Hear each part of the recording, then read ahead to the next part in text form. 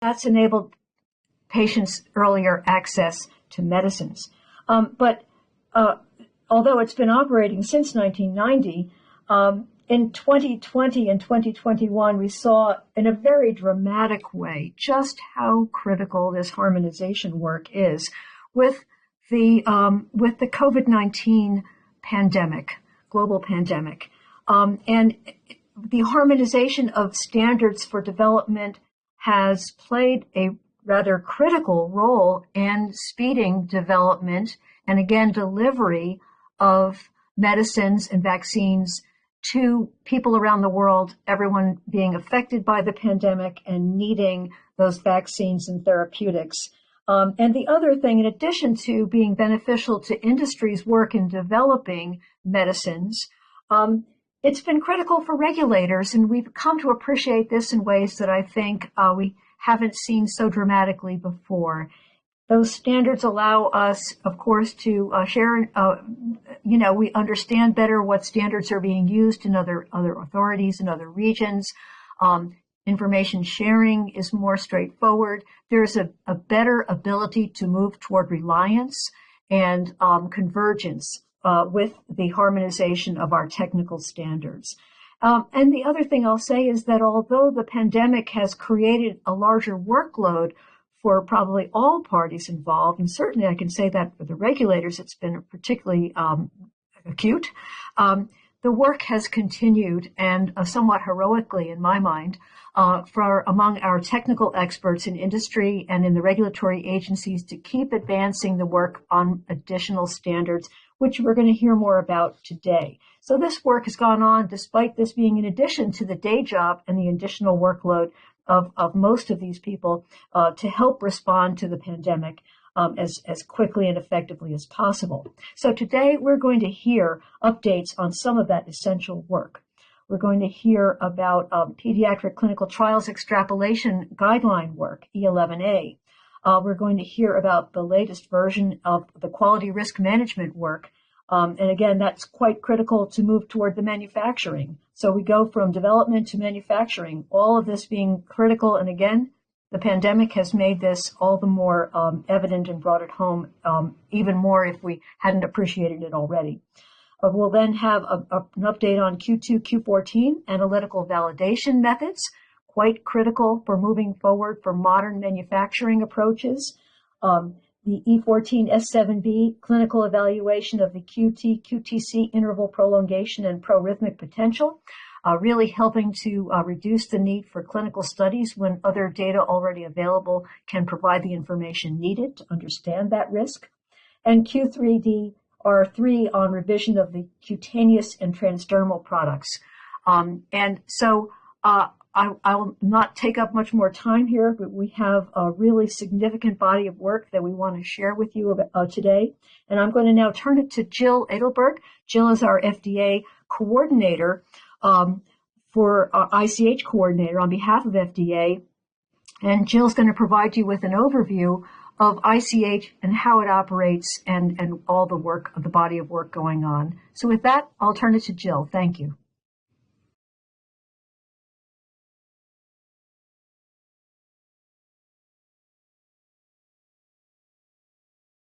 Lynne, thanks very much for your introduction. For those who are unfamiliar with the International Council for Harmonization of Technical Requirements of Pharmaceuticals for Human Use, or ICH, I'll provide a brief overview of the organization, its approach, and its process for harmonizing international drug regulation standards. ICH was established more than 3 decades ago by representatives of the regulatory agencies and industry associations from the U.S., Europe, and Japan. Health Canada, Swissmedic, and the World Health Organization also provided valuable contributions from the beginning. ICH seeks to develop uniform, scientifically driven standards for medicines that enhance their safety, effectiveness, and quality. These objectives are achieved by developing harmonized technical guidelines and standards implemented by regulatory authorities around the world. These standards guide the clinical development, safety assessment, control, and manufacture of high-quality medicines, and replace a patchwork of duplicative individual country requirements. In turn, these standards yield efficiencies that improve patient health. In 2015, ICH extended the reach of harmonization beyond its founding regions, becoming a nonprofit legal entity under Swiss law. The ICH Association opened the door to the wider community of pharmaceutical regulators and global industry stakeholders who have enriched ICH's work by offering a broader range of perspectives. ICH has grown to include 19 regulatory and industry association members, spanning all 6 populated continents, and 35 observers representing 2/3 of the world's population. In the past year, ICH welcomed Mexico as its newest member, and Egypt, Indonesia, and Ukraine as new observers. Over its history, ICH working groups have produced and updated almost 70 harmonized technical guidelines on all aspects of human drug development. 10 more are currently under development. Existing guidelines are regularly updated and revised as science and digital platforms evolve. ICH also pioneered development of a harmonized marketing application accepted by regulators in all ICH regions. The electronic common technical document has dramatically reduced the burden for sponsors of new medicines seeking marketing approval, who can now submit data and information organized in the same way to each regulator.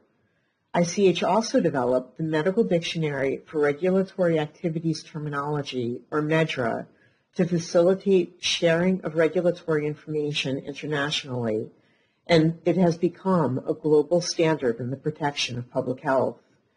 MEDRA is a rich and highly specific standardized medical terminology used for registration, documentation, and safety monitoring of medical products.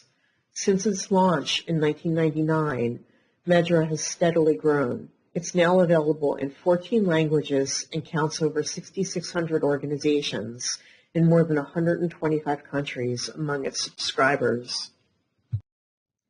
This slide provides a sample of harmonized topics considered by ICH working groups. Among the 70 guidelines are foundational ones on such topics as good clinical practices for the conduct of clinical trials, designed to safeguard protection of trial participants and the reliability of results. As you may know, the E6R3 Expert Working Group is currently revising this guideline and laying out underlying principles that will remain relevant as technology, communications, and science rapidly evolve across healthcare. It also includes good manufacturing practices that specify technical requirements for medicines, including analytical validation, and describes tools and approaches to support continual improvement after approval. And it also includes standards for the exchange of meaningful information about potential side effects of medications to facilitate signal detection and safety monitoring and reduce patient harm. Last year, over 1,000 individuals were contributing to the work of ICH, either as representatives or delegates of ICH bodies, as experts on working groups, or in supporting roles. As you can see from this chart, over 700 technical experts participated in 34 ICH working groups last year. More than a third of these experts come from recent ICH members and observers, reflecting a significant level of interest and engagement by ICH's newest parties. Harmonized guidelines are developed in a 5-step process that begins with adoption of a new topic by the ICH Assembly. New topic proposals can be submitted by any ICH member or observer as part of an annual process. They are evaluated and prioritized by the ICH Management Committee and endorsed by the Assembly. Once a concept paper and a business plan are agreed to, a working group of experts is formed to develop the guideline, and the work begins in earnest. At step 1, an expert working group engages in the substantive work of developing a consensus draft of a guideline.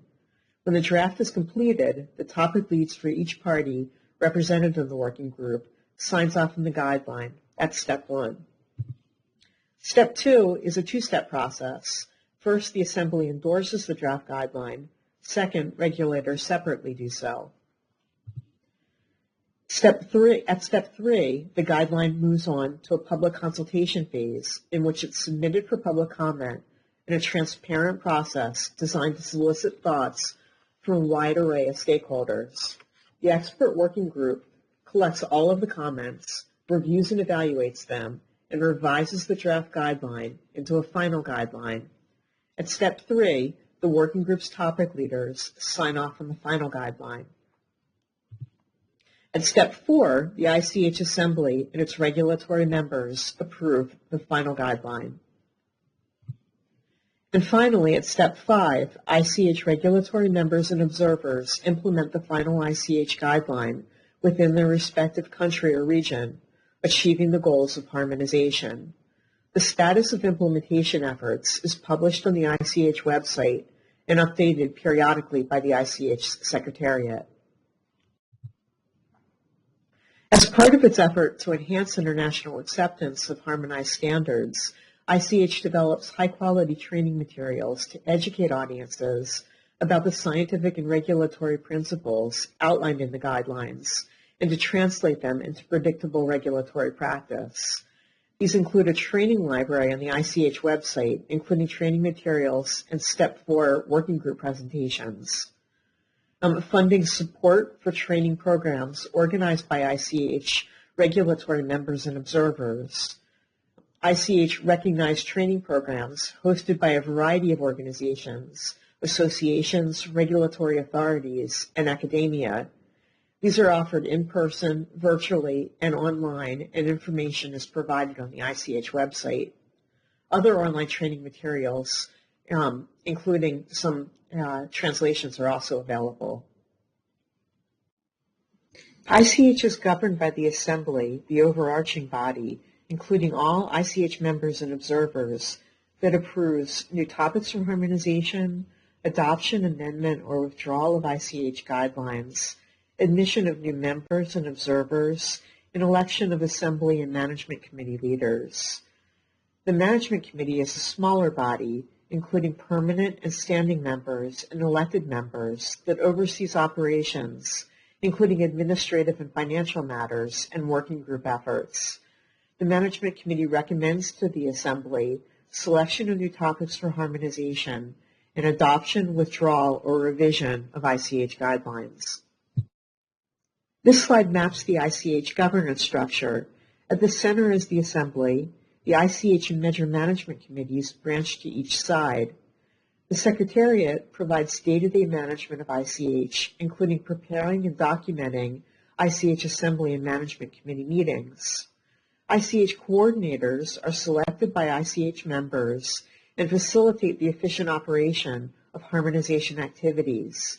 They serve as the central point of contact for their organizations with the ICH Secretariat and facilitate conversation between the ICH Management Committee and the working groups. To be approved for ICH membership, a regulator must be a recognized authority responsible for regulation of human drugs. They must have also demonstrated engagement in the ICH process through regular attendance in recent ICH meetings and by participating in working groups, and have implemented at a minimum 3 foundational guidelines, including the Q1 Stability Testing Guidelines, the Q7 Good Manufacturing Practice Guide for Active Pharmaceutical Ingredients, and E6 Good Clinical Practice Guideline.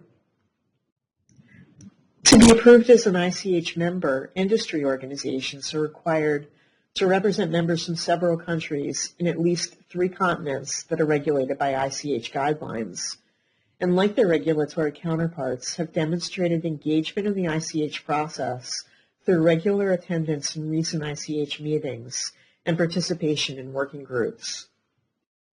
For a quick review, ICH is a unique organization that leverages the expertise of regulators and industry to develop common international guidelines and standards.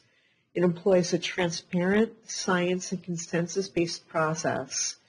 And it includes a commitment by ICH regulatory members to implement ICH guidelines.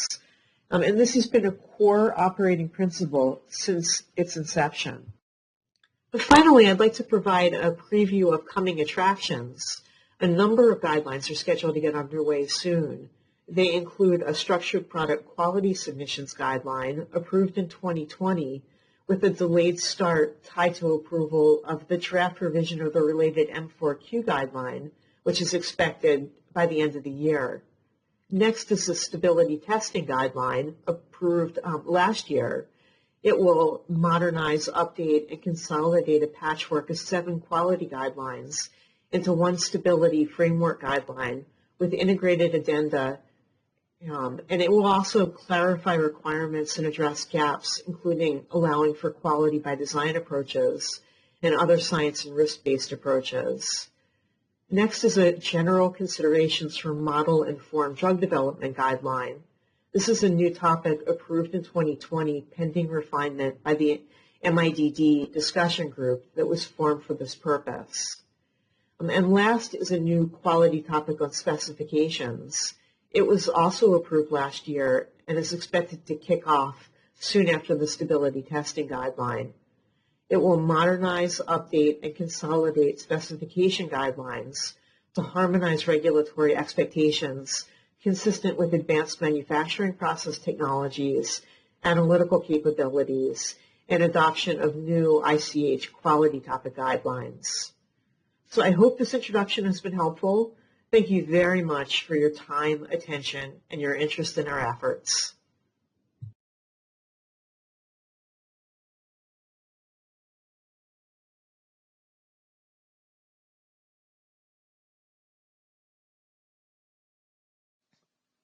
Thank you for those informative presentations.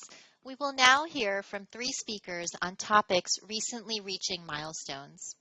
Dr. Lynne Yao is the Director of the Division of Pediatric and Maternal Health within CDER's Office of New Drugs.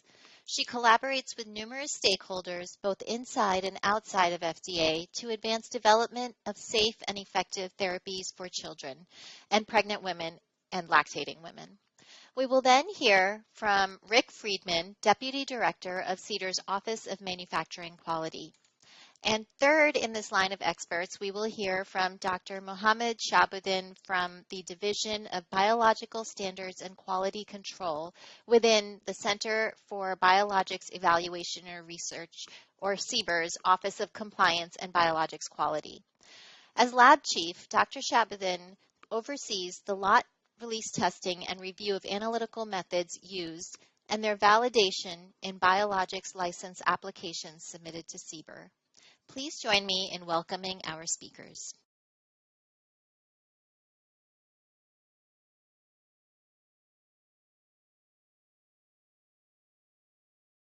Hello, everyone. I'm delighted to be here to provide you an update on the ICH E11A Pediatric Extrapolation Guideline. My name is Lynne Yao, and as you can see, I am the Director of the Division of Pediatrics and Maternal Health at FDA, but I am also the rapporteur for the ICH E11A Expert Working Group. This is my disclosure slide. So I want to just take a few minutes to review the history of pediatric extrapolation, because I think it's important to understand so that it can set up the goals of the E11A guideline. Back about now, almost 30 years ago, FDA published a pediatric labeling rule, and in that labeling rule described this notion that if the agency, that is FDA, concluded that the course of the disease and the drug effects were sufficiently similar in pediatric and adult populations to permit extrapolation from the adult efficacy data to pediatric patients, that we could consider how those pediatric labeling statements could be provided in FDA-approved product labeling. Keeping in mind that when this statement was included in the labeling rule, there was no clear path for pediatric extrapolation. Really, I would argue that the use of pediatric extrapolation in this pediatric rule, or labeling rule, was aspirational more than it was clearly understood. I want to also point out that in the labeling rule, the comments were specifically directed towards efficacy extrapolation, and that the second sentence states that PK data and safety would also generally need to be submitted. So what was sort of outlined in the pediatric labeling rule is that you could consider extrapolation if the course of the disease and the response to therapy were sufficiently similar, but generally dosing and safety could not be fully extrapolated. And if we look at what flows from that 1994 statement is really the era, I would say, of pediatric drug development. In the late 90s to the early 2000s, FDA was given the authority to incentivize and require studies with pediatric legislation, and the first ICH E11 guideline was published in 2000. The E11 guideline that was originally published in 2000 really put forward, I think, very important concepts. And again, at the time, and you can see in 2000, really the U.S. legislation really wasn't enacted until after 2000, and that there were only 52 pediatric labeling changes that FDA had successfully approved in 2000. So there's very limited experience in pediatric drug development when this E11 guideline was first published. But it put forward very specific guideline topics that you can see, and then two important marching orders that I think are described in guidance that have really carried us forward over the last 22 years. Number one, that pediatric patients should have access to products that have been appropriately evaluated. And number two, the product development program should include pediatric studies when pediatric use is anticipated.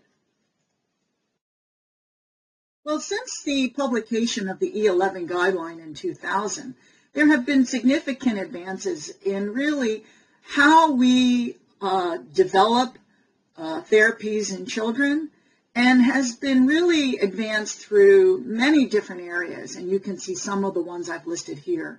Advances in scientific and clinical knowledge. We are much better in understanding specific designs of trials and how to conduct pediatric trials. There has been more global regulatory alignment in terms of requirements for pediatric drug development. And then I think a real collaboration in trying to understand and overcome specific complexities related to how to develop therapies in children. So over the course of the first 10 years, I would say from 2000 to 2010, I think the E11 guideline, as I mentioned, really put forward a lot of important concepts.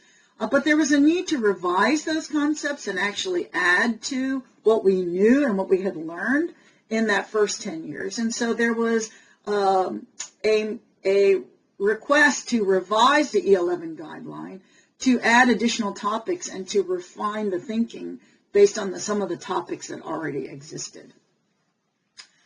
I will also point out that as we move forward with the revision of E11, it was very clear that pediatric extrapolation as a specific topic was going to need a separate guidance and a separate discussion, because it was well beyond the bounds of the E11 revision to really consider fully pediatric extrapolation.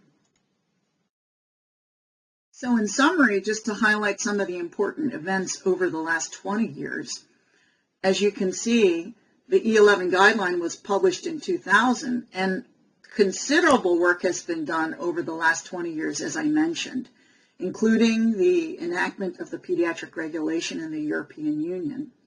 And as I just mentioned on the last slide, the need to update the original E11 because of the advances that were made in pediatric therapeutics development.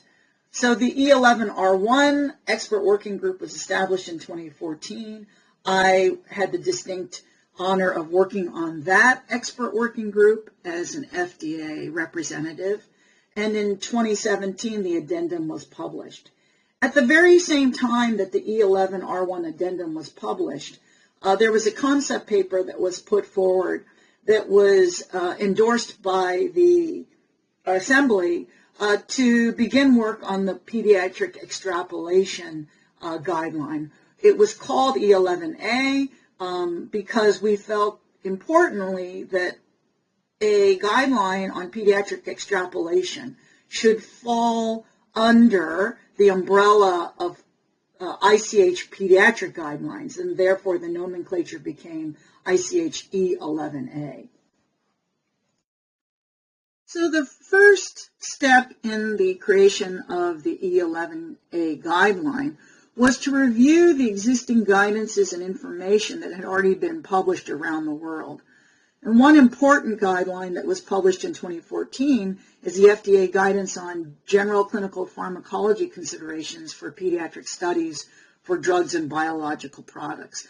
And in this clinical pharmacology guideline includes the FDA pediatric extrapolation algorithm. This has been published in other places, but FDA published it in 2014 as part of this guidance. And it puts forth, I think, historically important definitions and categories of extrapolation, including no extrapolation, partial extrapolation, and full extrapolation.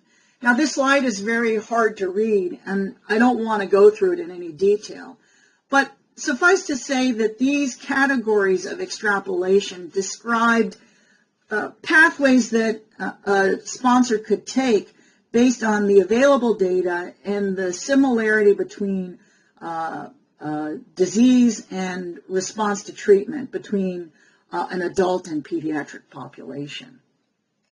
Another important publication that the EWG reviewed was the EMA reflection paper on pediatric extrapolation.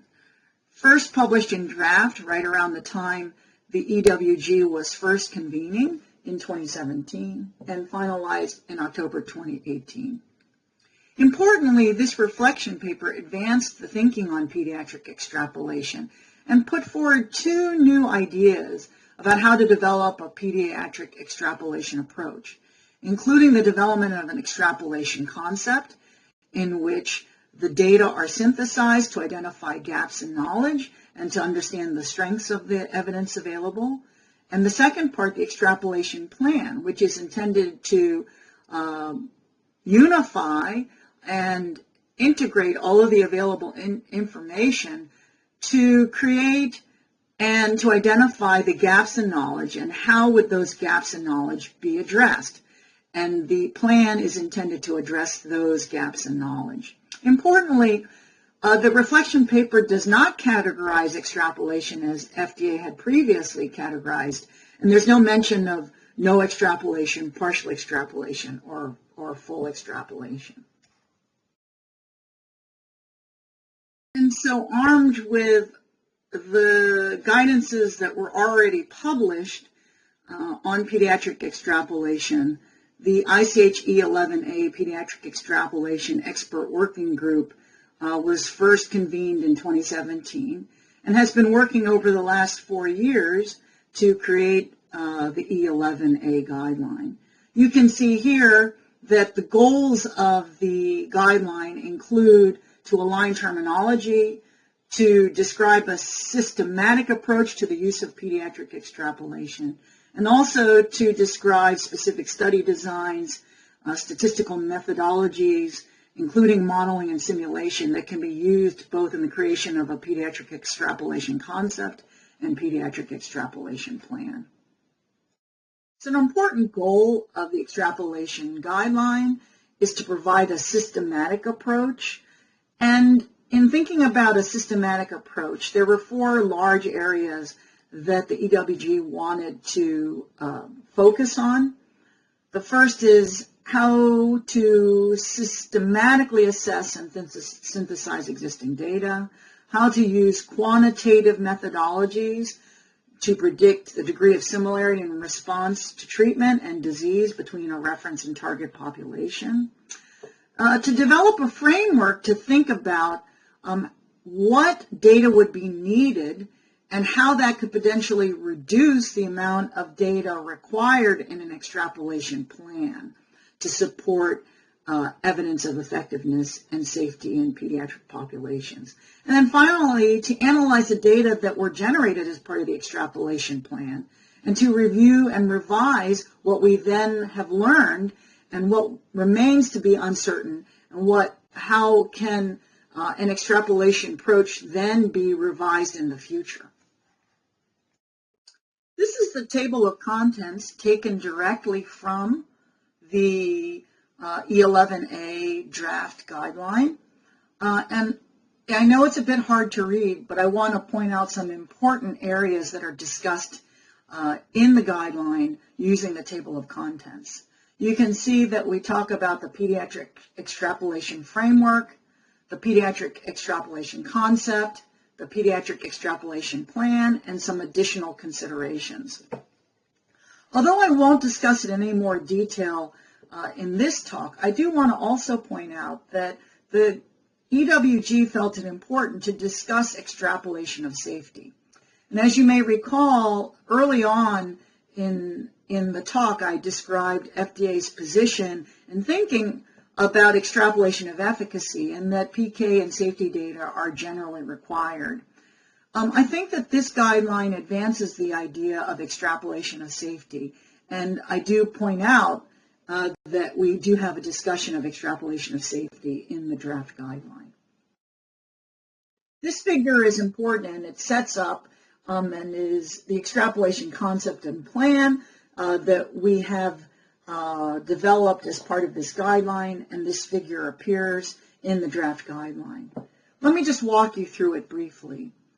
If we talk about similar disease and response to treatment on a spectrum, rather than a binary yes or no, then on this spectrum you can have a different disease that has a different response to treatment, or you have the same disease with the same response to treatment. And the amount of evidence, the quality of the evidence, and the quantity of evidence that you may have to support that the diseases are different or the same can also vary along the spectrum, so that you may have very little data to support that the diseases or the response to treatments are the same or different, or you may have very high quality data and high confidence in the data. As you move from red to green, this tells us that we have high confidence and high quality data, that the diseases between the reference and target population are similar, and that the response to treatment between the reference and target populations are similar. And if you have high confidence in the similarity, that can support an extrapolation plan that may only require exposure matching to an effective dose in the reference or adult population. If, however, you've determined that the diseases are different, or that you don't have confidence in the data that you have, that might require adequate and well-controlled trial or trials in a pediatric extrapolation plan. This figure also appears in the draft guideline, and I want to take a few minutes to walk you through this framework. This is intended to provide sort of a stepwise approach to the concepts that I just presented in the previous slide. So if we start at the top here, the first step is to review and synthesize the available data in the reference and target population with respect to disease similarity, the drug pharmacology, and the response to treatment. And review and synthesis of these data form the extrapolation concept. That is, the concept should be intended to integrate and synthesize the available data and then to identify the gaps in knowledge. Now, you may find in your review and synthesis of the available data that there's a need for additional data collection, in which case you collect additional data and then move through this stage again. Once you have identified the gaps in knowledge, you can create the extrapolation plan. And that plan should include the methodological approaches, the study designs, and the objectives that will generate the data to resolve those gaps in knowledge and to support the efficacy and safety of the treatment in that target pediatric population. Once the extrapolation plan has been executed, those data will be used to support, again, efficacy and safety in the target population, but the additional data generated can also be fed back in for the next program in order to revise the extrapolation concept for any future program. So this is an iterative process, and we think it's very important to remember that the extrapolation plan is not simply to generate efficacy and safety data in the target pediatric population, but indeed should be used to inform future programs and to add to the knowledge that is required or reviewed as part of the extrapolation concept for the next pediatric program. Finally, I want to make a few comments about the information that's being put forward in the guideline related to the extrapolation plan. Many stakeholders have requested that we include different tools and strategies that can be employed as part of an extrapolation plan. So we do spend some time to talk about model-informed approaches and model-informed drug development. Certainly, modeling and simulation are tools that can be used not just as part of the plan, but also to inform the concept. So, again, model-informed approaches can be used to assess the data on the similar disease in response to treatment.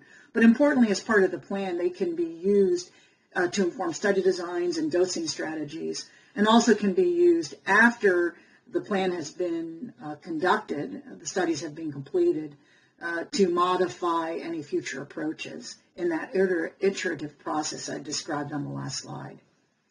And then I think one of the really important additions to this guideline are the discussion of efficacy studies that can be considered as part of an extrapolation plan.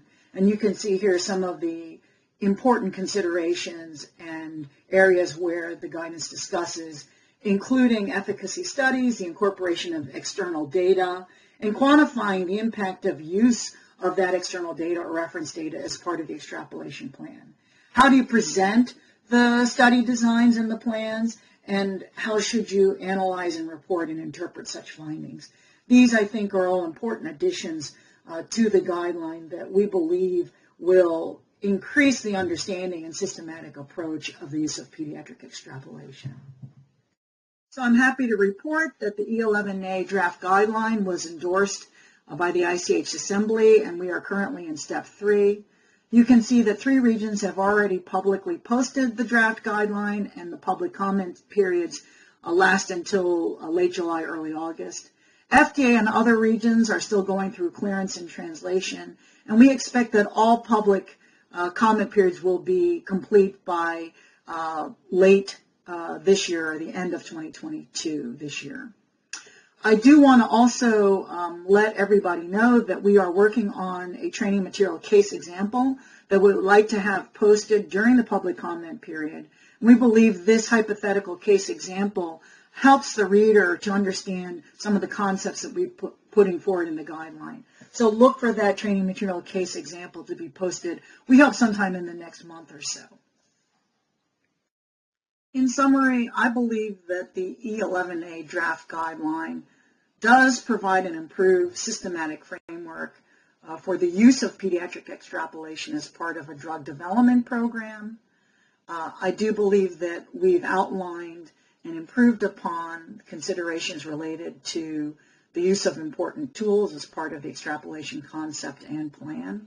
But I also want to emphasize that this guideline, like other guidelines, really aren't intended to be just a standard recipe book, and that pediatric drug development is sufficiently nuanced that anytime you're embarking on developing a drug to be used in children, you should be discussing your plans with regulatory authorities as early as possible, and to the extent that this guideline can provide some harmonized approaches, we think that it will be a great benefit to developers who are looking to provide safe and effective therapies for children. I want to acknowledge acknowledge in this last slide the work of all of my colleagues around the globe in the creation and the development of this ICH E11A Pediatric Extrapolation Guideline. And with that, I want to thank you, and I look forward to the panel discussion. Hello, my name is Rick Friedman, and I'm very happy to be with you today at this regional ICH public meeting to provide an update on the revision of the ICH Q9 guideline. I won't read this legal notice to you, but please note these cautions and permissions from ICH. Here are our learning objectives for today's presentation. I'll provide some insights into why ICH Q9 is under revision, and I'll also highlight some specific improvements that have been made to the guideline. To provide some high-level background, work on revising Q9 began after a business plan and concept paper were finalized in late 2020. Substantial work has been done on the guideline since then, and it's now at a pivotal point in its development as it was signed off as a Step 2 document in November 2021, and it was then approved for Step 3, which will include review of public comments to be submitted. After the ICH Q9 expert working group reviews the public comments and makes appropriate modifications to the Step 3 document, we expect a final Step 4 document to be approved for implementation in the last quarter of 2022 and perhaps as early as September. Since 2006, when the original ICH Q9 guideline was published, QRM methods and concepts have become a routine part of the dialogue between industry and regulators when addressing manufacturing and quality matters. Whether the topic is design of a new process or facility, or it's remediating an operation that's experiencing excessive variability, a risk management framework is likely to be used to evaluate hazards and make decisions. So the QRM principles and framework of ICH Q9 have been instrumental in introducing QRM approaches to both industry and regulators. However, the benefits of risk management as envisioned by the original ICH Q9 guideline have not yet been fully realized. In particular, the ICH Q9 concept paper identifies 4 aspects of risk management that need improvement. High levels of subjectivity in risk assessments and risk management outputs, lapses in management of supply and product availability risks, lack of understanding as to what constitutes formality in QRM work, and lack of clarity on risk-based decision-making. To address these issues, industry and regulators have worked together on the expert working group to develop revised guidance for each of these 4 areas. In addition, the new guidance will be supported by the development of official ICH training materials, and these materials will include case studies to help illustrate key concepts. But while those very meaningful topics will be addressed in the revised guideline, I should also emphasize that this is a very targeted revision of ICH Q9. It is not a full rewrite. So most of the existing ICH Q9 guideline remains unchanged, and the scope of the guideline remains the same. And you can see that scope here displayed on the slide. As outlined in the Q9 concept paper, we expect the guideline will help conserve regulatory and industry resources by promoting better approaches in the 4 focus areas, which, if you have not memorized them yet, are subjectivity, availability, formality, and risk-based decision-making. Better risk management in these 4 areas is expected to lead to more effective, efficient, and science-based control strategies among manufacturers, which would improve manufacturing consistency, and that, in turn, should lead to the positive chain reaction of reducing the likelihood of quality defects, recalls, and medicine shortages. Finally, at the end of that chain reaction is typically lower costs due to less manufacturing problems, investigations, and delays, and low yields, etc. And these are just a few of the expected benefits. Other expected benefits are addressed in the Q9 R1 concept paper, and that is available online. for your review.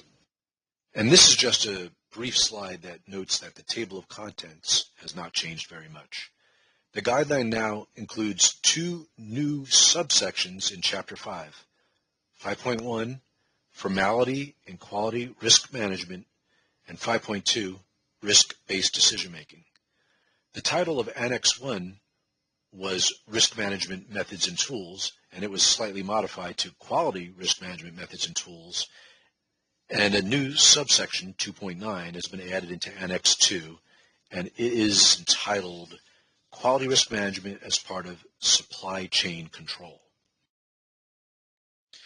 So let's start looking in more detail at the 4 major focus areas in the Q9R1 guideline. The first major focus area is subjectivity. The Q9R1 concept paper outlines why improved guidance is needed regarding subjectivity in QRM. It notes that there are too often high levels of subjectivity in risk assessments and in QRM outputs. It adds that one of the roots of this problem is highly subjective risk scoring methods and differences in how hazards, risk, and harms are perceived by different stakeholders. It also warns that risks to medicinal quality may not be properly addressed when there is excessive subjectivity. It indicates that while subjectivity cannot be completely eliminated from risk assessment and other QRM activities, it can be controlled using well-recognized strategies, especially those that mitigate behavioral factors and bias. So the draft revised guideline echoes these points and states that subjectivity can be introduced through differences in how risks are assessed and in how hazards, harms, and risks are perceived. Subjectivity can impact every stage of a QRM process, and most especially the identification of hazards, the estimates of their probabilities of occurrence, and estimations of risk reduction, as well as the effectiveness, ultimately, of decisions made regarding risk. Subjectivity can also be introduced through the use of tools with poorly designed risk scoring scales. And while subjectivity cannot be completely eliminated, the guideline notes that it can be better controlled by recognizing and addressing bias using established QRM tools and leveraging all relevant sources of knowledge. So it echoes and expands on what the concept paper reflected. So we're nearly halfway through our presentation, which is a good time to pause for our first challenge question. Is the following statement true or false? Excessive subjectivity will not affect the accuracy of a risk assessment. Take a moment to think about it. Is that true or false?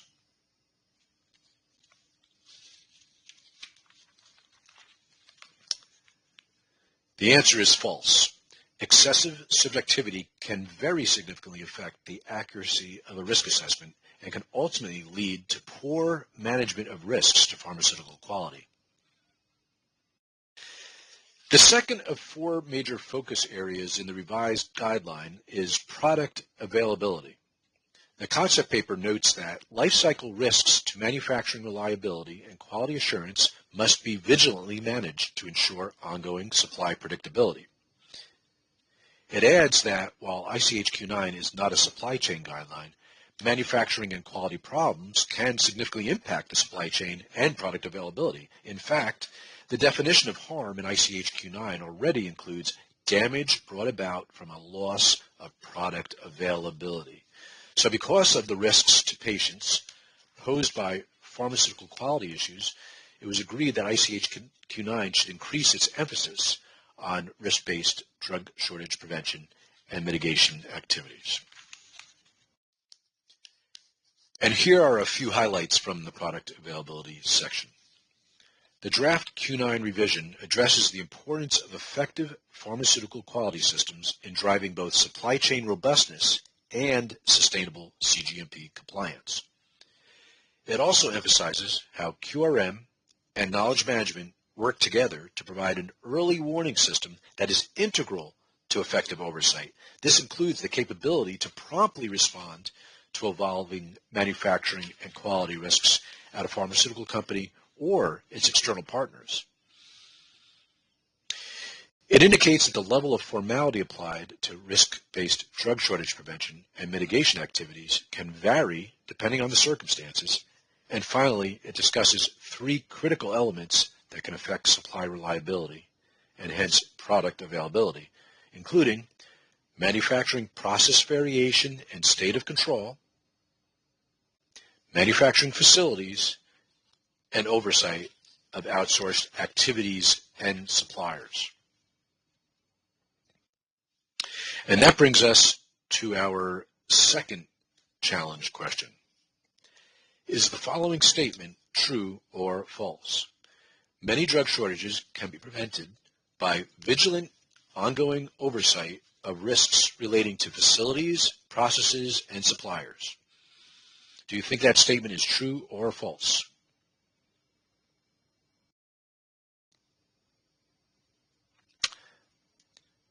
So the answer is true. Vigilant life cycle oversight of current and emerging risks can be instrumental in preventing a shortage. The third of 4 major focus areas in the revised guideline is formality in QRM. For this issue, the concept paper explains that there's a lack of understanding as to what constitutes formality in QRM, and it states that the meaning of formality and related expectations should be clarified in the revision of Q9. In accord with the concept paper, the draft revision addresses what constitutes formality in QRM and outlines how varying degrees of formality may be applied during QRM activities. It provides guidance on the factors to consider in determining the level of formality to apply to a QRM activity and defines characteristics of higher and lower formality approaches. It also guides readers to be mindful that when determining the appropriate level of formality, the overarching goal of QRM is always to robustly manage potential risks to quality, and that should never be compromised. The fourth major focus area in the revised guideline is risk-based decision-making. The concept paper underscores how effective use of QRM can improve decision-making regarding manufacturing and quality issues. It also notes that there's peer-reviewed research that has enhanced decision-making in other industries, but there's only a limited level of visibility of that beneficial research in the pharmaceutical industry.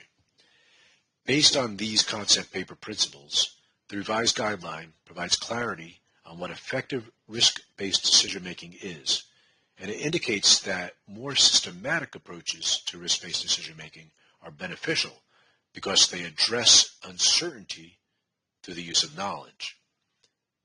This facilitates informed decisions in a multitude of areas and also supports more effective allocation of resources. The draft revision also acknowledges that there can be varying degrees of structure and formality used in risk-based decision-making, and it includes relevant guidance on those elements too. So those are the 4 major focus areas of the Q9 revision. In addition to those 4 items, there were 2 smaller issues identified in the concept paper as needing additional clarity. The first of these is risk review. It was agreed that this issue would not require revisions to the guideline, but that training materials should be developed to address when risk review activities may need to be initiated in response to manufacturing performance and quality feedback throughout the life cycle. These training materials on risk review will be part of a larger set of materials that will also cover the 4 major focus areas I've just discussed. The second issue identified in the concept paper as needing more limited expert working group work is hazard identification. The EWG was asked to determine if the term risk identification in ICH-Q9 should be changed to hazard identification. The EWG looked at this issue and agreed that hazard identification was the more appropriate term, as it's more in line with the current definition of risk assessment in ICH-Q9, which makes reference to the identification of hazards, not the identification of risks. So this continuity change makes clear that hazard identification is the first step in risk assessment. Risks can then be analyzed and evaluated based on the potential harms associated with each identified hazard. To effectuate this change, the terminology in Figure 1 of the original guideline has been modified, and it now refers to hazard identification. So that's the summary of the revisions to the guideline and a high-level preview of what we plan to cover in our training materials. With all of that detailed background on the revision, I'd like to return to the big picture, including the importance of QRM in any pharmaceutical quality system and how the EWG has made those links in its Q9-R1 revision. After Q9 was published in 2006, work began on ICH Q10, and that quality systems guideline underscores the key role of QRM in any quality system. Q10, which was published in 2009, establishes QRM as one of the two enablers of an effective pharmaceutical quality system, along with knowledge management. And in discussing QRM, Q10 mentions the perils of excessive subjectivity. So the EWG cross-referenced that relevant portion of Q10 in our revision of Q9 relating to subjectivity. Q10 also states that QRM and KM, knowledge management, are the means for science and risk-based decisions related to product quality. The revision to Q9 again cross-references Q10 on this topic, as you can see on the slide. The guideline includes two more cross-references to ICH Q10. Both of them relate to the need for enhanced oversight when a supplier's materials or services are characterized by higher variability. One of the references is in Chapter 6 and the other is in Annex 2.9.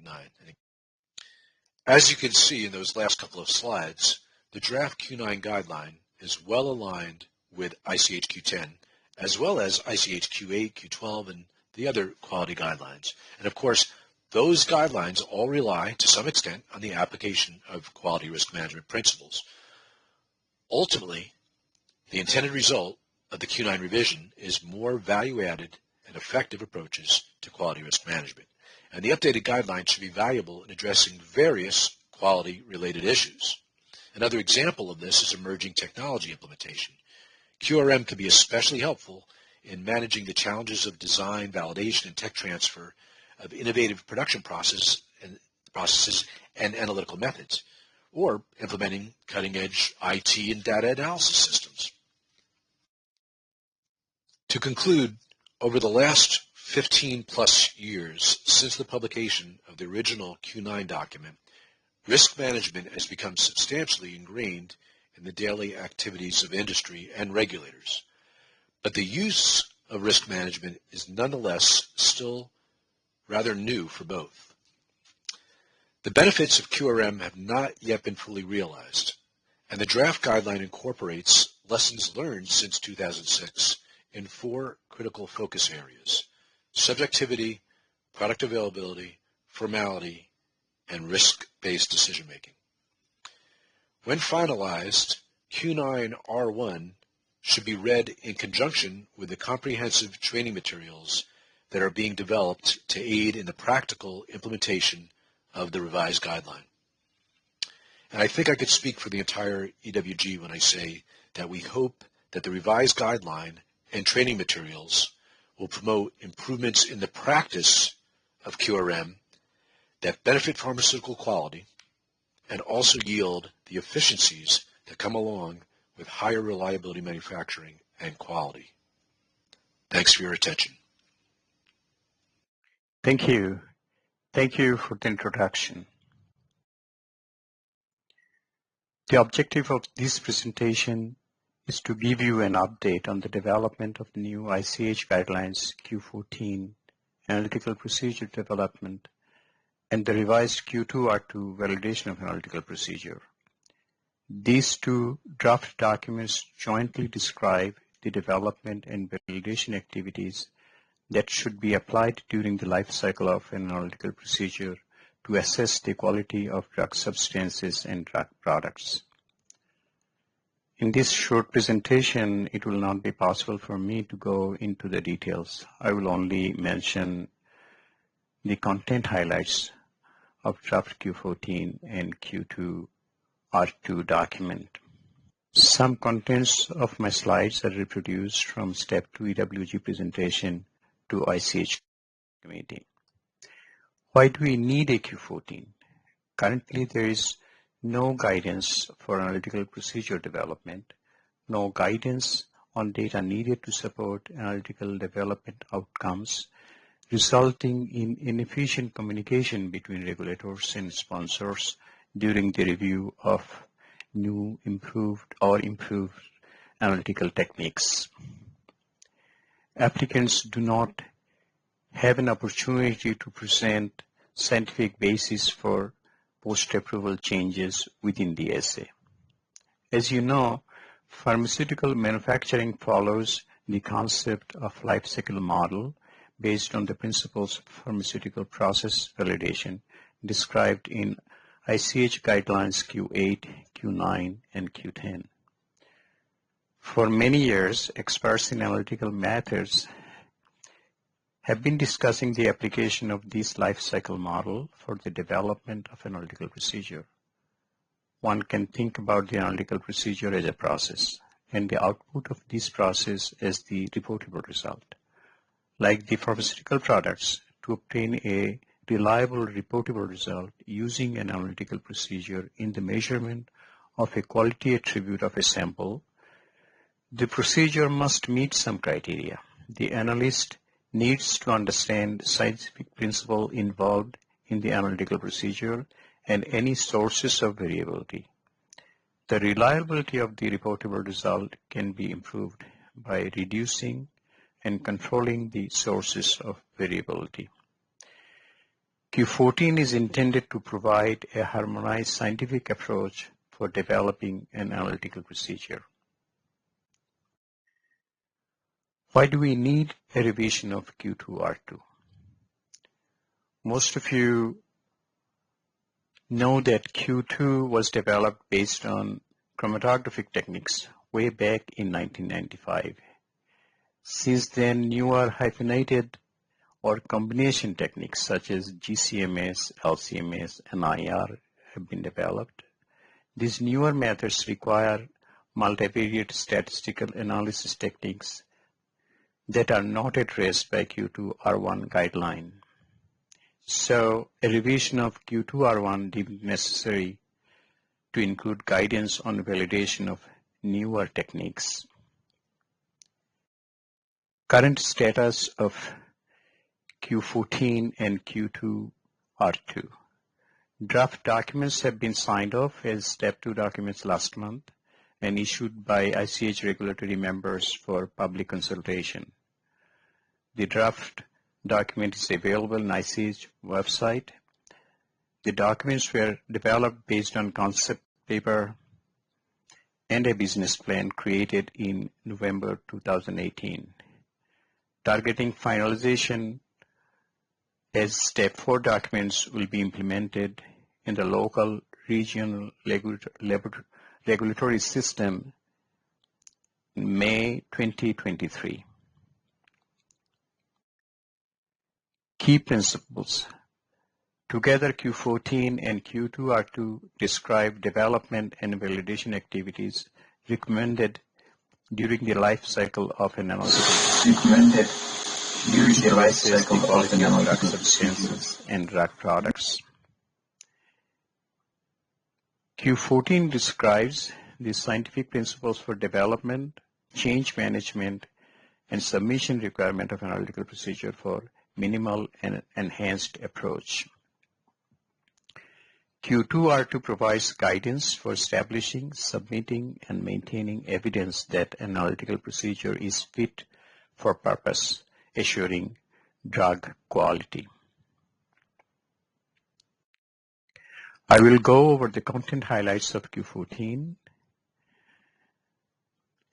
When you get a chance to read it, you will find that this 64-page draft guidance document describes science and risk-based approach for developing and maintaining analytical procedures fit for intended use, in line with the systematic approach suggested in ICH Q8 and using principles of Q9. Q14 specifies a minimal approach and elements of an enhanced approach for analytical procedure development. Minimal approach requires identifying attributes need to be tested, selecting appropriate technology and related instruments, conducting appropriate development studies, defining an analytical procedure description. Enhanced approach requires evaluation of the sample properties, defining the analytical target profile, conducting risk assessment and evaluating prior knowledge, conducting uni and multivariate experiments, defining an analytical procedure control strategy, defining a life cycle change management plan. Q14 introduces the concept of analytical target profile, ATP. ATP is a prospective summary of the performance characteristics describing the intended purpose and the anticipated performance criteria of an analytical measurement. Q14 describes evaluation of robustness and parameter ranges of an analytical procedure, which define its capacity to meet the expected performance requirements during normal use. Robustness is typically conducted during development and does not necessarily need to be repeated during validation. Q14 provides guidance for knowledge and risk management in the development of analytical procedure and continual improvement, provides principles to support change management of analytical procedures based on risk management, comprehensive understanding of the analytical procedure, and adherence to predefined criteria for performance characteristics. Q14 describes analytical procedure control strategy, ensures that the analytical procedure performs as expected during routine use throughout its life cycle. Control strategy consists of a set of controls, that is, analytical procedure parameters needing control, and system suitability test. The document provides guidance on established conditions for analytical procedure in line with Q12. Nature and extent of established conditions on development approach, complexity, and the analytical procedure, and demonstrated understanding. With a minimal approach, the number of established conditions may be extensive with fixed analytical procedure parameters and set points. In the enhanced approach, an increased understanding of the analytical procedure parameters and impact on performance facilitates identification of which factors require control and thus enable a more appropriate set of established conditions. Q14 describes life cycle management and post-approval changes. If a minimal approach to development is taken, then any changes should be reported according to existing regional reporting requirements. The use of different elements of enhanced approach can facilitate management and regulatory communication of post-approval changes. In cases where ECs are proposed, the risk associated with prospective changes should be assessed upfront. To define the appropriate reporting category, the reporting category should be commensurate with the risk. During implementation, QRM can be used to reconfirm that the originally agreed reporting category is still appropriate. The outcome of this risk assessment informs the design and extent of the studies needed to support the change, including an appropriate bridging strategy. Q14 describes considerations for the development of multivariate analytical procedures and for real-time release testing. Q14 includes submission considerations of analytical procedure development and related life cycle information in the CTD format. Information to be included in the appropriate CTD sections are analytical procedure description. In case of enhanced approach, performance characteristics and acceptance criteria and other elements of enhanced approach. Other analytical procedures used as part of control strategy can be included in relevant CTD sections. Validation data. Additional development and additional information needed to justify control strategy. Established conditions and their reporting categories to support the proposed life cycle management strategy. Specific guidance for submission of multivariate procedures and their validation is provided in the document.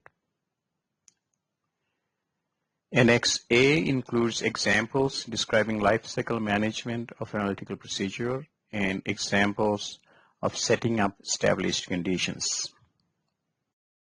This is a diagram from Q14. It represents all the elements of Q14 document and their relations. If one needs to develop an analytical procedure to assess a particular attribute of a drug substance or drug product, one can essentially start from an understanding of the product and its manufacturing process.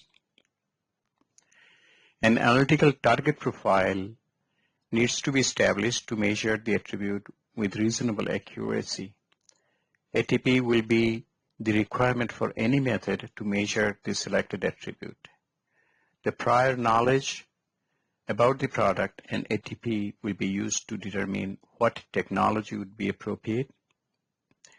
Once appropriate technology to be used is selected, development phase of the analytical procedure begins with risk assessment, identification of parameter set points and ranges, then defining a control strategy.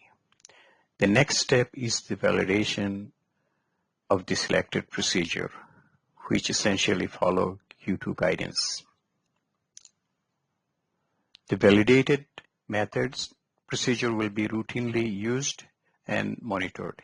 If any improvement is intended, then change management comes into play, and after any change, the cycle goes on again. Expected benefits of Q14.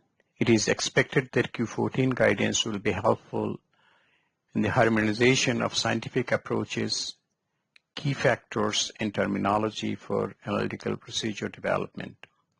Increased understanding of analytical procedure, employing predefined performance characteristics, guides development and facilitates regulatory change management of analytical procedure. Enabling preventive measures and facilitating continual improvement by using more analytical procedure knowledge. Efficient post-approval changes and regulatory communication. Guidance on demonstration of suitability for real-time release testing. Now I'll move to revised Q2.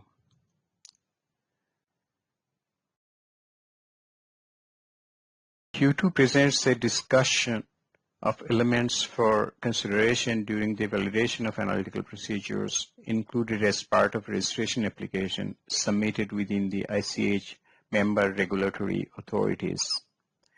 Guidance and recommendations on how to derive and evaluate the various validation tests for each analytical procedure. Serves as a collection of terms and their definitions. Bridges the differences that often exist between various compendia and documents of ICH member regulatory agencies. Provides an indication of data which should be presented in a regulatory submission. Q2 contains a section on analytical procedure validation study. It contains guidance on design of an analytical validation study based on analytical procedure, performance characteristics, and technology selected. Guidance on how prior knowledge can be incorporated into validation study design. Guidance on validation approaches during analytical procedure life cycle, partial, cross, or co-validation. Guidance on expected reportable ranges for common uses of analytical procedures.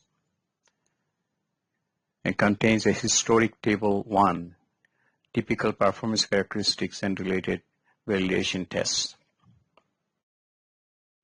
There is a section on validation tests, methodology, and evaluation. This section includes guidance on specificity, selectivity, working range, accuracy, precision, and robustness. Annex 1 contains selection of validation tests based on objective of analytical procedure.